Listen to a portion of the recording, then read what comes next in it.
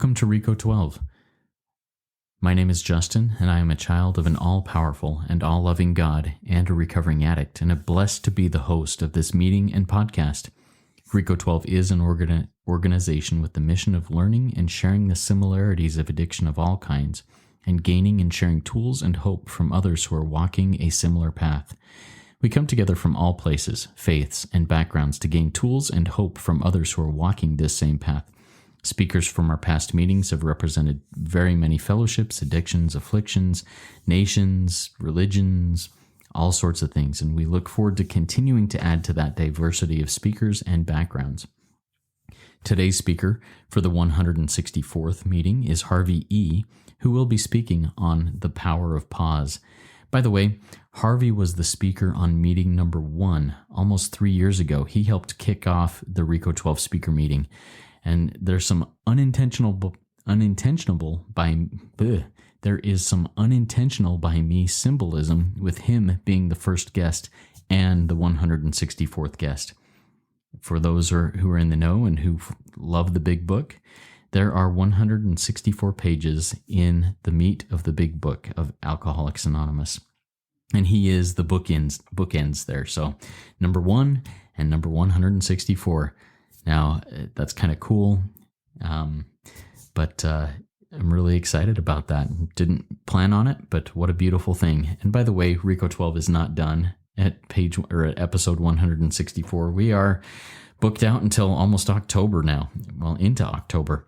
So we've got a lot more to go, and if you want to speak, we'd love to hear from you. All right. We'll get to his talk and Q&A afterwards in just a minute. First, for some business.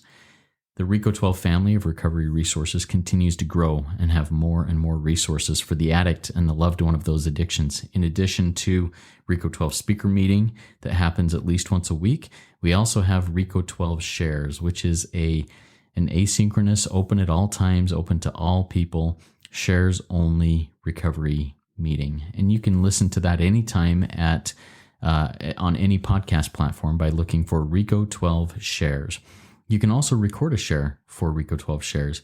If you find some solution, some experience, strength, and hope that you just want to share, go ahead and get on there and do that. The links for doing that will be in the show notes of the meeting, as well as in the chat of the live episode, or of the live recording.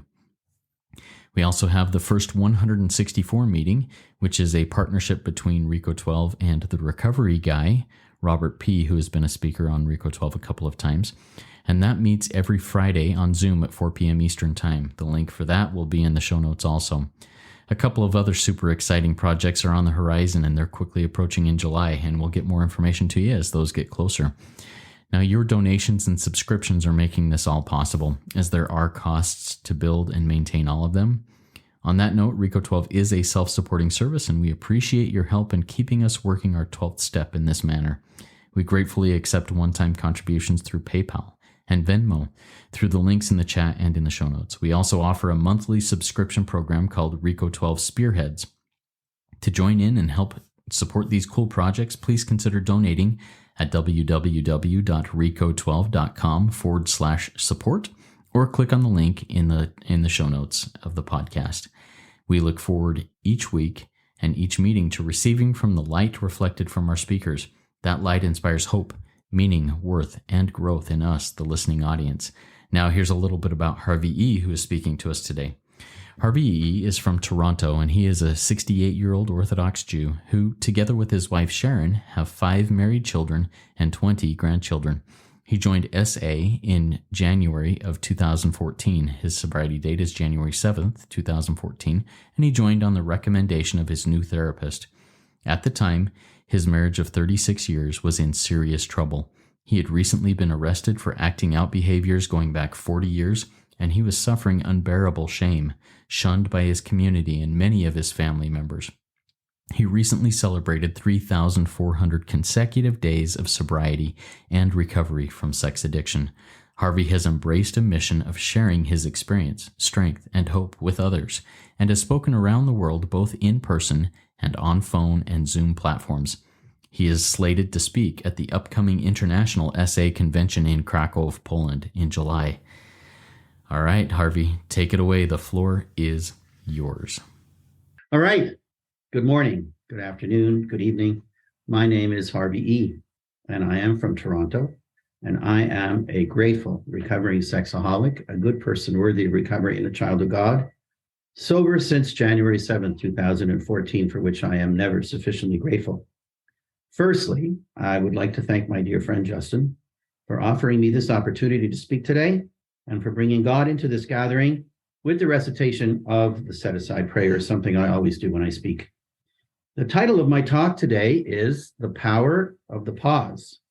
And my wish is that through my message, you all will be inspired by this power and come to utilize it in your own journeys. This talk is dedicated in memory of my father, who was born on this day. Tragically, he ended his personal battle with his demons by taking his own life at the age of 45. I pray that by sharing my experience, strength, and hope with you all, I might help each of you in your personal battles and guide you to find peace and serenity, love, hope, and trust.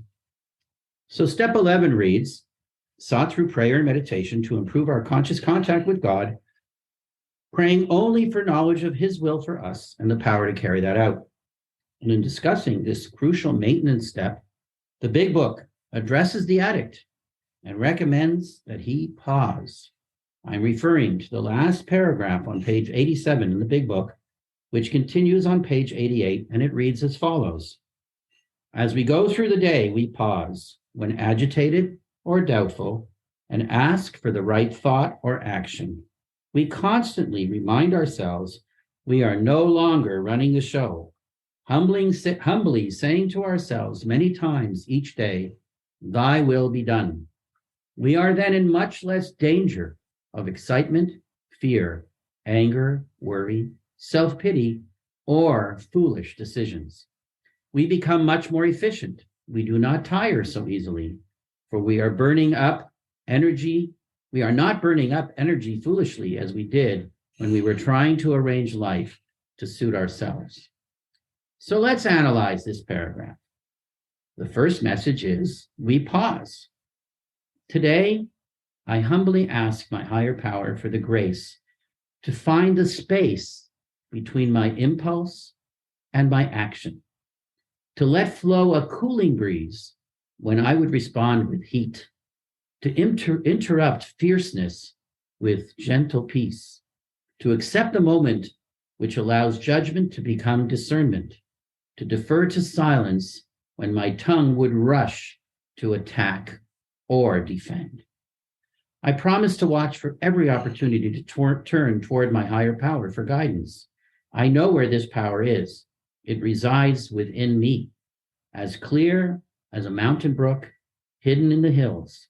It is the unsuspected inner resource. I thank my higher power for this world of light and truth I see when I allow it to direct my vision.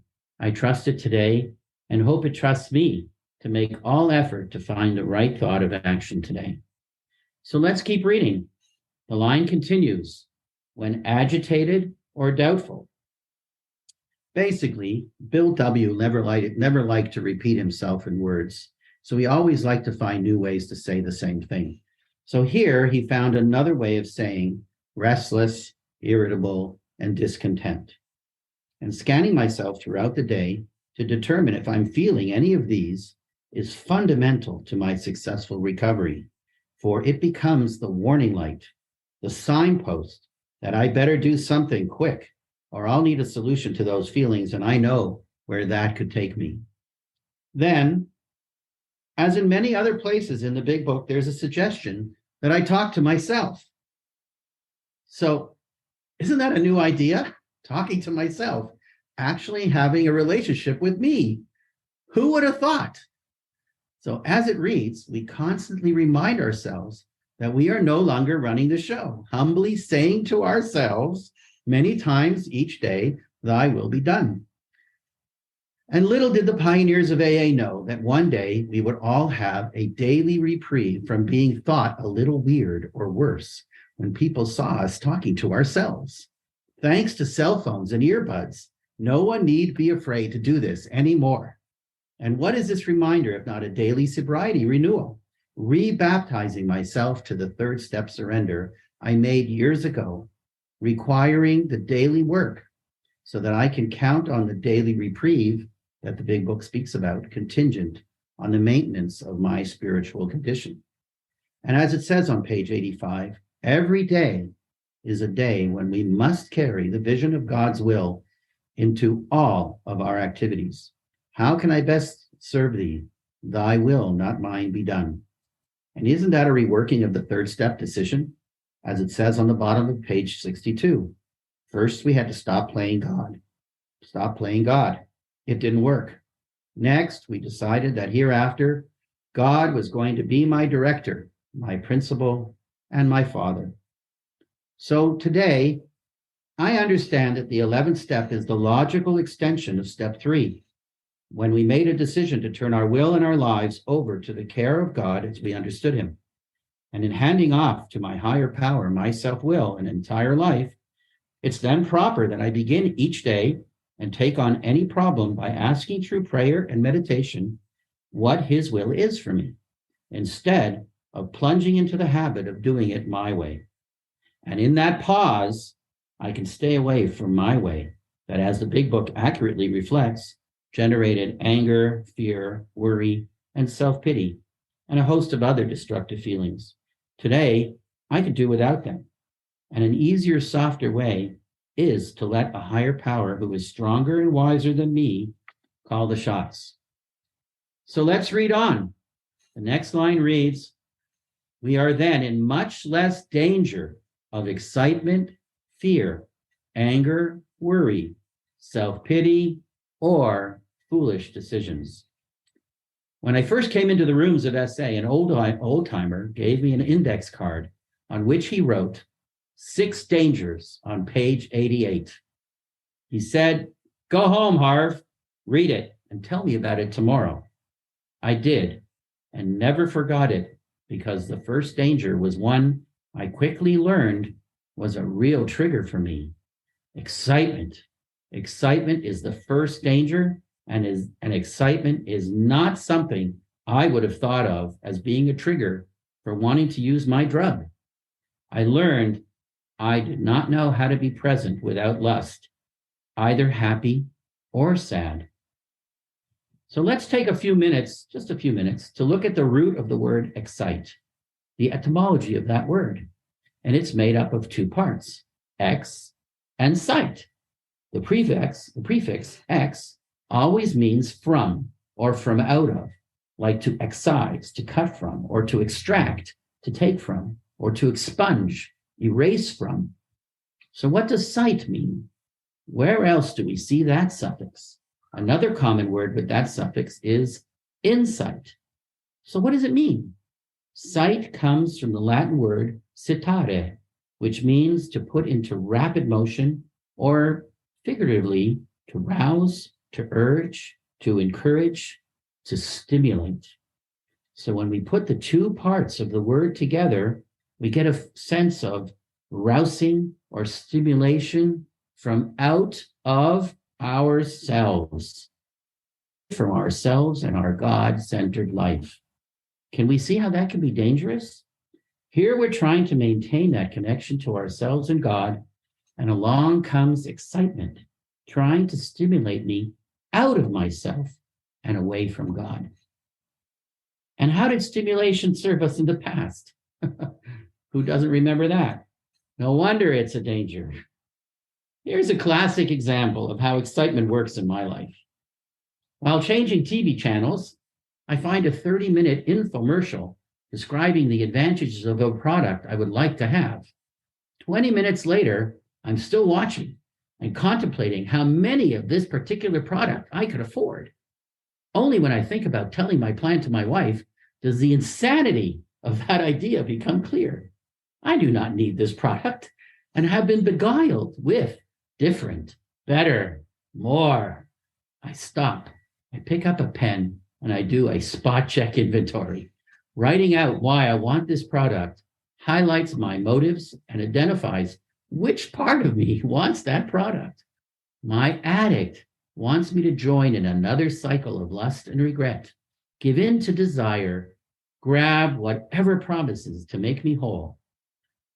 then feel guilt and shame when the lie reveals itself. This is an example of why in step one, I agree I'm powerless over lust and not just over sex. In addition to lengthy commercials that promise to improve my life, I'm intrigued by news articles offering 10 tips to simplify my life, how to get organized or improve my diet. For me, these are another vehicle of lust. They promise to do something positive for me, make my life easier, better, and by extension, it's going to ease any discomfort I might have. Some of them may be helpful, but my life goes a lot better when I use my program tools to identify the helpful from the lustful. So let's look at the other dangers: fear, anger, worry, self-pity, or foolish decisions. Fear and worry, anger and self-pity represent the difficult emotions we all face every day. According to Google, self-pity is a synonym for sadness, gloom, grief, sorrow. So if excitement was meant to describe joy, we have all four core emotions. So what's the danger in having emotions? I learned another important message in my recovery journey. Don't let your emotions be your decision maker. Stop and pray. Let God lead you. He sees what you do not see and knows who you do not know. He can change everything in the blink of an eye. Trust in him. Worry is worth commenting on. Worry is a midbrain reptilian response, which does not involve the engagement of the prefrontal cortex. So worry doesn't really give us anything good. Instead, with more time in recovery, we learn to replace worry with concern. Concern engages the prefrontal cortex. So if, for instance, you feel a lump somewhere on your body, instead of ruminating and catastrophizing, spinning your wheels, future tripping, and see yourself dying, never to see your children grow up, etc., and wondering which sin you've committed in your life you're being punished for, concern tells you, I'll leave a message on my doctor's phone and ask him to see me as soon as possible. And that speaks to the final danger. Foolish decisions, they are going to be the result of using my emotions as my decision maker. And as the big book states, one of the greatest promises of the third step is that we begin to lose our fear of today, tomorrow, and the hereafter. Fear is always the consequence of living in self-will and self-reliance. So we come back to the effect of ego on our life. Ego is what brings us to fear and worry, unnecessary anger, and sadness. Here's a list of how we live in ego versus living in God consciousness and awareness. With ego, we see dishonesty, selfishness, complaining, laziness, hatred, jealousy, worry, self-centeredness, arrogance, greed, pride, fear, indecision, violence, indifference, uncertainty, and loneliness. And with awareness, we find generosity, forgiveness, understanding, kindness, honesty, trust, calm, gratitude, efficiency, patience, loyalty, diligence, support, responsibility, and peace. So in that pause that we've been talking about, we should be looking for any signs that ego has once again taken over.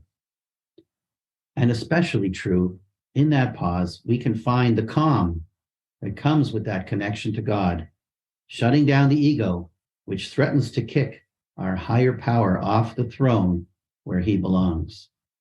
So here are some habits that can help a constantly calmer mind. 1, keep your expectations in check. Expectations are often subtle defense mechanisms against the fear of uncertainty and helplessness. And expectations give us the illusion of control in the short term, but in the long term, all they do is stress us out. 2, take responsibility for your actions, not outcomes. Think of the next right thing. Don't worry about the outcome. Don't worry about, as my sponsor always used to say, life is none of my business. I don't have to worry about the end result, the destination. I just have to do the next right thing. So if I hold myself responsible for things that I can control and stop holding myself responsible for things I can't control, I make sure that I don't fall into stress and disappointment. Number 3, embrace the joy of missing out. Everybody knows about FOMO. Embracing the joy of missing out simply means that you remind yourself that even though you might well be missing out on something enjoyable or exciting, you're gaining something far greater. The long-term joy that comes from keeping promises to yourself, taking care of your health and well-being, and being free to make decisions based on your values rather than passing whims or fears. Truly calm people are in the habit of making decisions based on their long-term values and well-being, not passing impulses and insecurities. 4, set and enforce healthy boundaries. Having no boundaries means taking on everyone else's problems and stresses as your own. Boy, do I remember doing that. So, of course, you never feel calm. Imagine how much calmer your life would be if you only had to worry about your issues instead of everyone else's too. 5, control your thoughts, not your feelings. Trying to control your feelings is a recipe for chronic stress and frustration because fundamentally, you can. Trying to control the uncontrollable, including your emotions, will always lead to a more stressful mind, not a calmer one. So if you want a calmer mind, you need a better relationship with your emotions. And finally, 6, surround yourself with supportive people. The people you spend time with on a regular basis will have a profound effect on how calm you feel. And I found a couple memes that I thought I'd wanted to share with you. So, as Justin is going to share the screen, being. Today, I trust that just being is enough. Rather than making myself crazy and tired by trying to figure out the answer or see the picture or work out how it will all work out, I choose instead to focus my energy on staying present, enjoying each moment as it presents itself. I open my eyes to life as it is right now. I know the gift of clarity will come when the time is right. And the second meme is with repetition. Your mind believes what you feed it. Feed it love, feed it faith, feed it positivity as often as you can. Because if you don't, it runs its own course, which usually ends up being negative. You have to make the conscious choice over and over until it becomes default. So here's a little exercise for everyone to try. Let's everyone close your eyes. Think about one thing you are grateful to your higher power for, whoever he is. Now, take a few slow, deep breaths in through the nose. Hold it for a few seconds, 4 seconds, 5 seconds. And then exhale slowly through the mouth. Let's do that.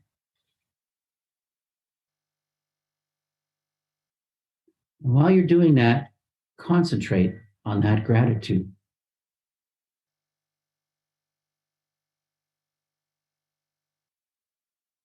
So during the day, know that we can pause where situations must be met and decisions made, and renew the simple request, thy will, not mine, be done. And if at these points our emotional disturbance happens to be great, we will more surely keep our balance if we put this little exercise we just tried into practice, using that gratitude as the simplest prayer to God that we have. Thank you. That will surely aid us in our search for God's will in that moment of stress. So I want to thank you all for letting me share my experience, strength, and hope today with you. And I'm Harvey E, and I pass. Thank you so much, Harvey. I really appreciate your experience, strength, and hope, the wisdom that you share in these things. Good stuff. I've taken some good notes. I've got some questions written down, and a reminder to our live audience: if you have questions for Harvey, please type them in the Q&A link at the bottom of the window. We'll get to the first question that was posted by our live audience. This is from an anonymous attendee, Harvey. This person asks, how do you know if it's my will or God's will? How can you differentiate that in your own life? Wow, that's a great question. I still struggle with that. I think we all do. I don't think you should beat yourself up for that. In fact, I think it's a wonderful understanding that you need to know that, and you need to check yourself.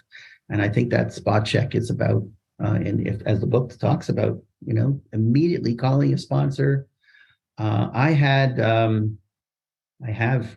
been an incredible impersonator of God. I can do an incredible impersonation of Morgan Freeman, whatever, George Burns.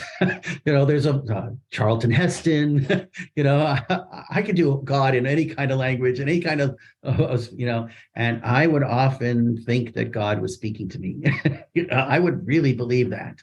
And I would call my sponsor and I would tell him, God spoke to me and he told me I should do this, or I should do that, or I should tell my wife this, or tell my children that, or, treat my patients like this, or whatever. And he would look at, he would say to me, he says, Harvey, he says, that's crap. He says, get on your knees. Go back to him and tell him you're sorry for trying to play God again. So I think that that's why we have this. It's one of the best reasons why I have a spiritual mentor or a sponsor, somebody that I can do that check with, because I'm still capable of impersonating God. It doesn't happen as often, I have to admit, after 9 years, but it's still something that I have to think about and be wary of and concerned with. So that was a great question. Thank you. I love it. And I totally identify with that too. One of the lines from the big book is, we might pay for this presumption that I know what God's thinking of me, and all sorts of absurd actions and ideas. And thank you for sharing that. Hey, take this to your sponsor. When I get this thought, this God thought that I think I'm sure is God, I need to run it by somebody who's also in a spiritually healthy place to check that against, is it true? Thank you for sharing that. Any other insights on that based on what I just shared there, Harvey? No, I think you said it pretty well. I have to tell you that I hope this isn't going to be too controversial, but I know that you're a big fan of the two-way prayer idea. Mm-hmm. I have mentioned it to people, and I have encouraged others to try it. And I found in my experience that starting people off in two-way prayer a little too early can have problems, can bring problems, because they get into this habit of believing they're getting a discernment or a prompting, if and sometimes that's and they're convinced, oh, I'm doing two-way prayer, this has to be from God, and I think it's the reason we see that in step 11 we talk about prayer meditation, that it's really meant to be something that we find in our maintenance steps a little further along, not in step 1 or step 2 when we're first just starting this journey. Yeah, I really appreciate that, Harvey. And yeah, I have been guilty of doing that, of saying, hey, let's get you connected with God and get right into two-way prayer. And I've seen the absurd things that get paid for from that. So I think there's some wisdom in what you just shared there. And I also find wisdom in having several prayer partners who are experienced in that, in sharing that two-way prayer, and not just going based off of what I see and hear. Good. All right. The next question I have for you, Harvey, and just like what you shared there, the term excitement being something to be aware of and look out for and watch for, that seems so foreign. But I loved how you broke down the word excite and did that. Tell me, if speak to the newcomer. why is excitement something to be aware of? Because I mean, my whole life I've sought that excitement. I've sought that rush and that my addiction gave me and that other things gave me. Why should I be aware of that? Thank you. I think that in recovery, because lust and the excitement that's attached to that lust is part of our disease, part of what was our acting out behavior. So when we talk about acting out behavior, we always talk about, oh, I went to prostitutes, or I went to massage parlors, or I went to whatever I went to, and that's usually how we talk about, what our acting out behaviors were about. But if we really think about it, it's the excitement and it's the fantasy of what that is all about, and the dreams and the pursuit of it, which is often at the root of that lust. And that's something we learn perhaps a little later on, and with good sponsorship. Hopefully a sponsor can help someone see how that's really at the root of where we're at. And what I really want is freedom from that, not the acting out. The acting out, I think I probably could have stopped, maybe, but I didn't, because I was so tied up in that lust of the pursuit and thinking about the excitement of what this was going to bring me, or the pacification of what this was going to bring me. That was also another part of it. So excitement is really, really, and I think the best proof of that is when you meet people who are in long-term recovery, real old timers who have the light on behind their eyes, and you just see the peace of mind, the calm that they live in, and it's so remarkable. And I have a good friend, Nicholas, in England, who I'm going to refer to for a second. And he's a great, he's a mentor. I love him very much. And there was a point in my life a few years ago where I got very excited about wanting to save the world. And I got on my steed, and I was Don Quixote, and I was going to save the world and fight the vanquish the dragon or whatever, or the knights, or the Black Knight or whatever. And I felt myself going very, very deep into a very bad place. And I called Nicholas at 3 a.m. He's in England, so I got away with that. And I called him up, and he said, Harvey, what's going on? And I said, I'm so angry at this guy, and he's doing this, and he's treating our, and he's being rude at our meetings, and I gotta get him out of here, and I gotta tell him to stop. And he's listening to me, and he goes, Harvey, he says, close your eyes. Closing your eyes is a really good part of this program for me. Close your eyes, he said. Take some deep breaths, he says, and I want you to work on self-forgetting. He says, start with, forgetting about this crusade that you think you need to go on. He says, if there's anybody else who wants this crusade, let them have it. He says, you got to get off that crusade. He says, because look what it's doing to you. Your pulse is up. Your face is red. You are angry. You're angry, and you're self-righteous, that righteous indignation. I have a right to be angry because they're wrong, and it doesn't get me anywhere good. I just have to get off of that because it just doesn't help. So if there's any proof that excitement is a problem, that's the proof for me. It's proof. I've proven that many, many times. So that's I'll pass. Love that. And I identify that with that very well too. All right. This is from another anonymous attendee. This person says, sometimes I feel like I overanalyze, ruminate, and become overwhelmed when I pause too long while processing feelings and situations. How can I tell when I'm ready to move on to solutions? Oh, that's a really good question. Wow. That's really, that's an interesting question. What do I do? So I think it's in the pause that you find the calm, and I stay there. It's like, when do I get up from praying? That's just, a lot of people ask me that too. I carry a pillow in my car, and I have pillows all over my house. because the one thing I've learned is my knees don't really handle getting down on them too much. And I've learned by experience that 30 seconds of prayer just don't do it. I need more time, and the same way that in my early work, I stayed on the ground on my knees and prayed and talked to God until the obsession was lifted. I think that's part of the answer. I think that you find a calmness when you've paused enough, when you've brought God into it enough, when you've often had to do some of the work around some of those difficult emotions. I don't like the word negative emotions, but difficult emotions, because we have them.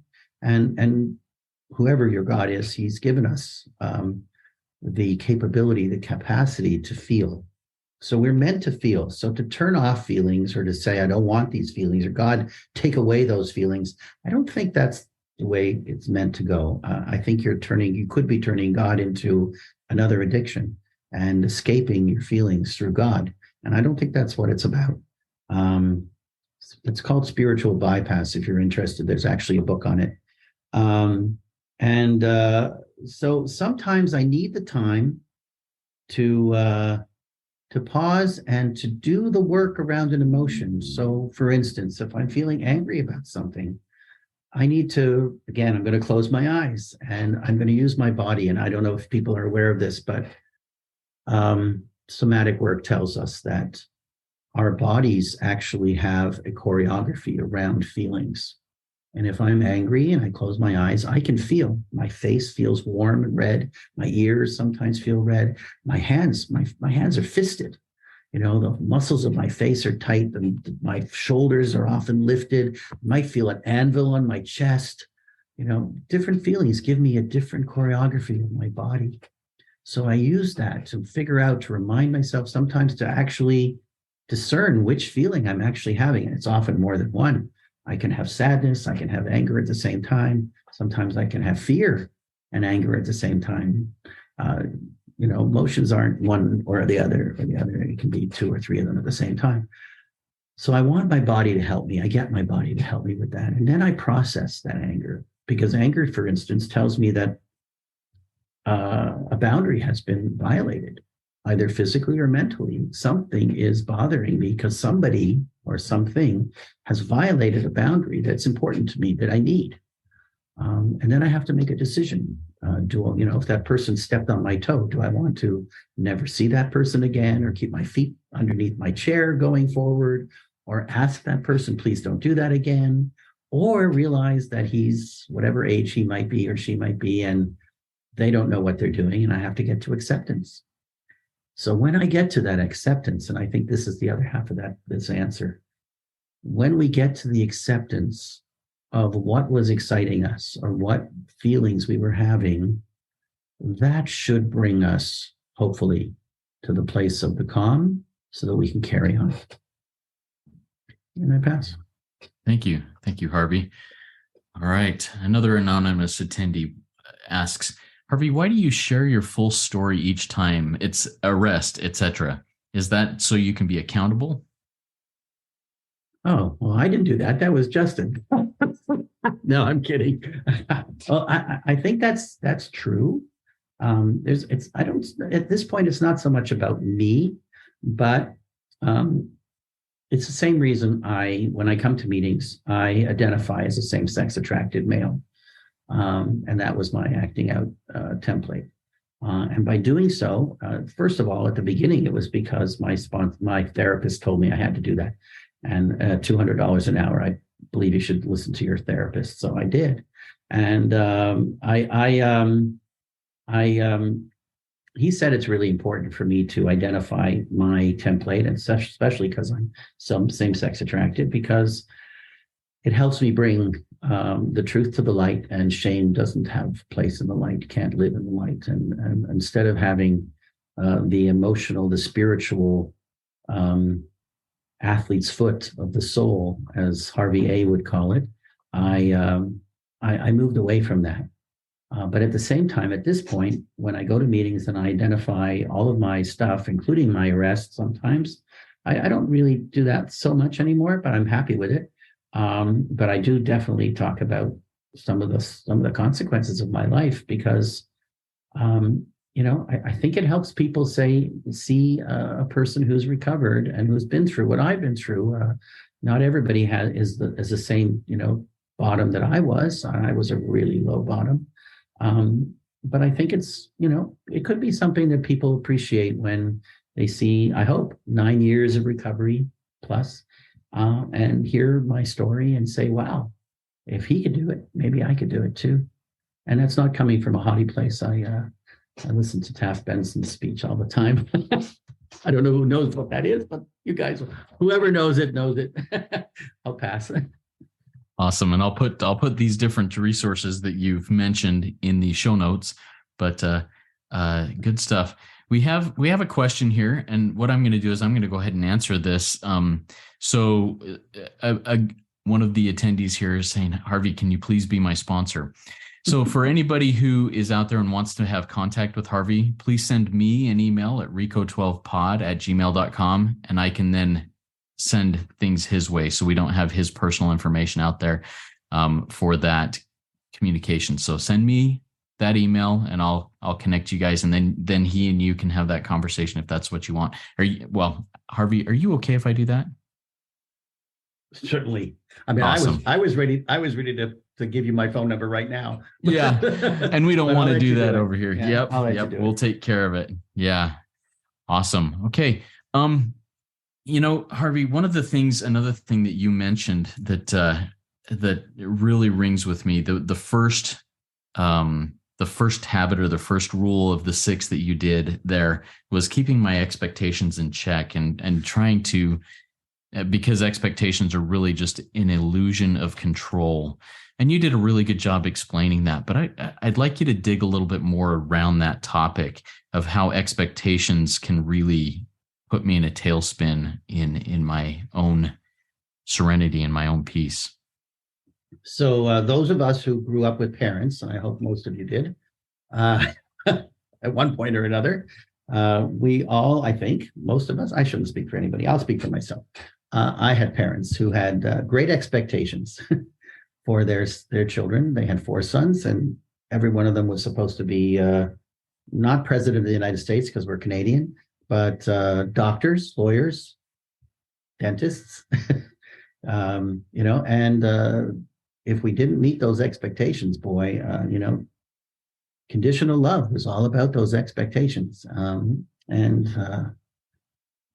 It was hard. And I grew up with the understanding that it's okay to have expectations, and it was part of life, and it was everything I was supposed to be doing.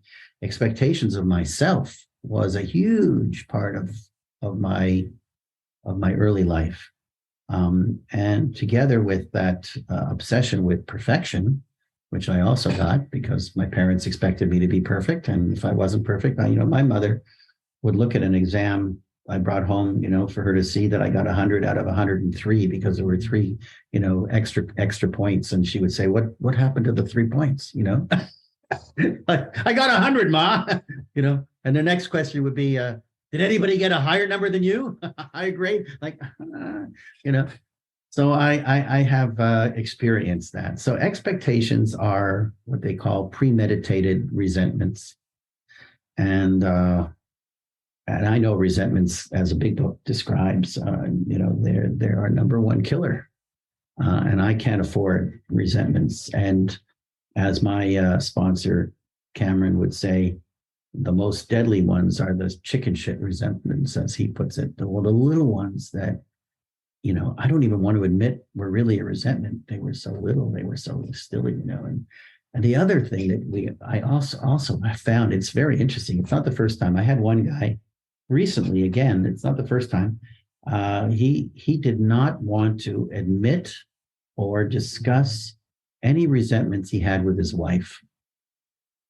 And the first guy who did that to me, listen, it's all about me, was my second sponsee ever. And that was eight and a half years ago. And I could not get him to admit that he had a resentment to his wife, Leah. Nothing I could do could get me to, I couldn't go there. I just wouldn't go there. He wouldn't go there. And I realized that he thought it was disrespectful for him to admit that he had a resentment of this poor woman that he had betrayed and that he had hurt so badly. So it was in the way. It was really getting in the way. He couldn't get to that resentment. And I called Cameron, and I remember telling him, I said, Cameron, what do I do? Tim won't admit he has a resentment. Oh, come on. He's married 8 years. How can he not resent his wife? Does anybody know? No votes. But I don't know. So he said, I got a good idea. He said, go back to Tim next time you see him and ask him to talk about his courtship, how he met Leah, and what happened when he, in the early days. And I did that because that's what Cameron told me to do. And I went back to Tim, and he described his Christian camp that he met her at. She was a counselor. He was a counselor. And how they would have, dances, and he was making the rounds, and, after one girl after the next, he was dating them for a little while and trying to get whatever he could get. And finally, it was Leah's turn. And it was a really interesting match because he's 6'3" and she's 4'11". But anyway, whatever it was. And they started dating. And the next thing you know, he says, we're engaged. He says, I don't know what happened. He says, she trapped me. He said, was I ever angry? Oh my God, I couldn't believe it. I said, really? Tell us about it. And then the dam was open. He took his finger out of the dam and away he went, and then all the resentments came flying up. So resentments are definitely something that we really have to be careful of. And expectations, if I realize that I have an expectation, aren't I really running the world? Haven't I taken my higher power that I call my Father in heaven off the throne, and I put my expectations on that throne? And my expectations is me, is my ego. It's me. It's not good. So I find, and I'm going to answer just one more little thing. And I say, I realize that the fixing that is actually a two-part work, two pieces to it. The first thing I have to do is get that thing, whatever he or she or it or whatever the idea was, off the throne. Because if I try to talk to God and pray to God when it's still on the throne, he's not on the throne. So I'm not praying to him. I don't have the efficacy of that prayer is just not there. I've got to take that stuff and I got to throw it off the throne and say, God, please come back. Please sit on the throne, your throne. And then I can pray to him for help. So that's how I work. And I pass. Yeah. Thanks for that imagery and that story and experience. Thank you for that, Harvey. And I have one more question based on your share that I'd like to get to. And if anybody else has a question, please put it in the Q&A link and we'll get to that before we close out here in a few minutes. The third rule or third habit was embrace the joy of missing out. Man, that hit me right between the eyes. I so want to be in the know. I want to know, hey, what kind of experience are you having? I want to do that too. How does one embrace that and count that joy that I'm missing out on something that somebody else is enjoying? All right. Thank you. That's a great question too. And I have an essay. And again, if somebody asks for this, I can send it to you and you can borrow it and send it around.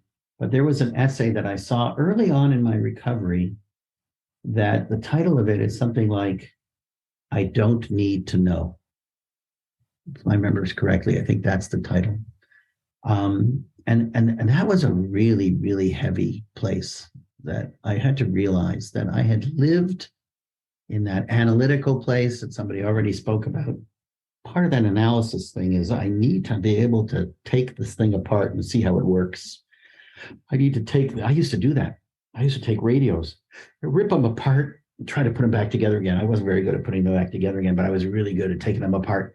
I just wanted to know where the feet came from. Like, where did the feet come out of, as my mother would say in Yiddish, wann het the fiets wachsen? Where did the feet grow out of? And it was really, that was me. And I needed to know, and of course, the part of the fantasy, part of the that stuff that we were talking about before, the base of my lust, which is really about the pursuit and the need to find out, to need to know, the need to get that, to discover who this is and what that person might be. And that need to know, I used to drive me nuts. I would see somebody and, I'd want to know, what they look like, whatever. And we won't go into detail, but, needing to know is really not a good place. I mean, it just fed the lust and it fed my fantasy and it fed all of that stuff. And I just know right now that if I need to know, there's probably something wrong, because, and I have to tell you, I'll close with this little point. We do the third step prayer and it says, take away my difficulties. What are my difficulties? My difficulty is still that need to know, because thankfully after 9 years, I really truly believe that I'm letting God drive the bus. I can sit in the back seat of the car, of the truck, of the bus, whatever I'm in, and I can enjoy the ride. I really can, except every so often, damn it, I want to lean over the seat and look at the GPS and see where the heck he's taking me. Because I still need to know, in spiritual kindergarten that I'm living in, and it's, maybe I'm in grade 1 now, I don't know, but I know I started off in kindergarten. I needed to know, because it made me crazy. Where are you taking me, God? What's going on? Where is the world unfolding? How is the world unfolding for me? And every time I let go and I let God, the results are so beautiful. Really, they are. They're not always there, very often, not what my expectations were. I could think of 3 ways this world should unfold right this minute. And God has 600 of them that are all better than those 3. I think it says something like that in the 12 and 12. Yeah, that's me. I pass. Love it. Thank you so much, Harvey. All right. Before we close up here, do you have any final words of wisdom that you'd like to share with us before we move into the closing reading and launch out of here? Yeah. So I think that what I've learned that I would share, as just to finish up here, is that there's so much beauty and so much love in this world and so much hope in this world. And in recovery, many of us, and myself included, we can get bogged down with the negative stuff, especially in early, step 0, step 1, step 2. There's so much, I'm not allowed to do this, and I can't do that, and I have to filter like this, and I have to not to go into this part of town. I can't drive here, and I can't eat this. And there's so many no's, like, no, I can't do this. I can't. And compliance is hard, and acceptance takes a long time to get to. And compliance is going to eventually tire us out, because it's tiring, and everybody who's been through this will probably remember, if they're in recovery, or they may know it right now, the pain of sobriety is just that. It's awfully painful. And who wants to live like that? I want to live in recovery. And thankfully, recovery is where I am living today. And I think it's really, really I started to find that when I turned my life around and became positive. And the habits that I found and took on, like prayer and meditation and inviting God into my car. And and I actually do this, and I say, God, we're going to work now. Get in the car with me, and we travel together, and stuff like that. And making phone calls and all the things that I'm sure everybody's heard of, and their sponsors have given them those suggestions. The positive stuff that takes the place of the negative is really where I want to live. And that's what I really want to focus on, and see the positive beauty of how life can be, and how I want life, and I wish my life can be and wants to be, instead of focusing on, I can't do this and I can't do that, because that's really hard. So I think that's my message. Beautiful. Love it. Love it. Thank you.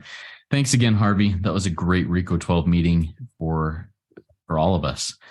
If we didn't get to your question, or if you have other questions to our live audience or those out there listening, if you have questions, please consider joining our WhatsApp community by sending an email to me at RECO12pod@gmail.com.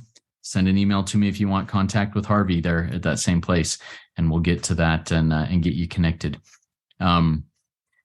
If you're inspired and want to share something of your insights in a 12-step type share, please go to the RECO12 Shares SpeakPipe link that I've put in the chat a couple of times and record your 2 to 4 minute share there. If you've not yet rated and reviewed the podcast in Apple Podcasts, please go do so now. It's a great way to work step 12 in sharing this message with others. I invite the audience to come back next week. Ril C, who has been diligently working her recovery for over 14 years as the wife of a sex addict, will be joining us next week at 1:00 p.m. Eastern Time, speaking to us on the topic of detaching with love. And this will be Ril's first time on RECO12. Excited to have her here.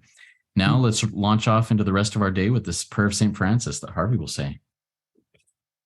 Okay, so let's take a moment to meditate for a second on those of us who are in these rooms and those of us who are still not in these rooms, those of us who have been impacted, those who have been impacted by our diseases, with some of us who are even have been or are presently incarcerated. Let's take that moment now. Lord, make me an instrument of thy peace, that where there is hatred, let me sow love, that where there is injury, let me sow forgiveness, that where there is discord, let me sow harmony, that where there is error, may I bring truth, that where there is doubt, may I bring faith, that where there is despair, may I bring hope, that where there are shadows, may I bring light. Lord, grant that I may seek rather to comfort than to be comforted, to understand than to be understood, to love than to be loved. For it is by giving that we receive, it is by forgiving that one is forgiven, and it is by dying that one awakens to eternal life. Amen. Amen. Thank you, Harvey. Keep coming back, everybody. Let's trudge this road of happy destiny together. Work it. You are worth it.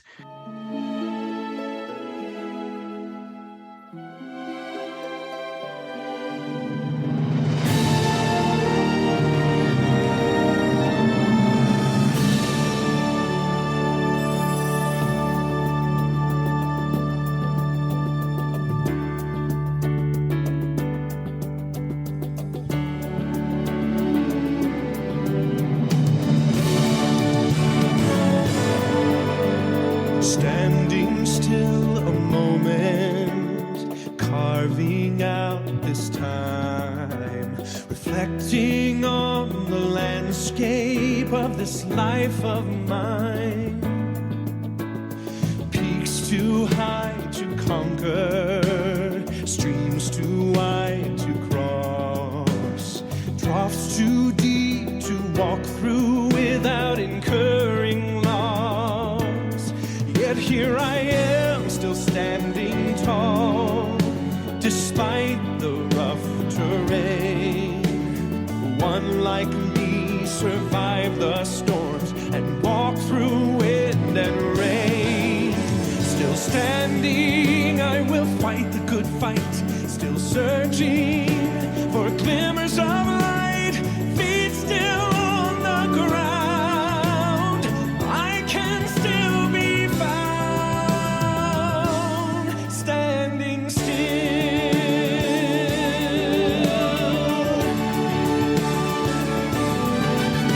My wings are torn and tattered, but I know I still can fly. I may not soar unfettered, I may not rise too high.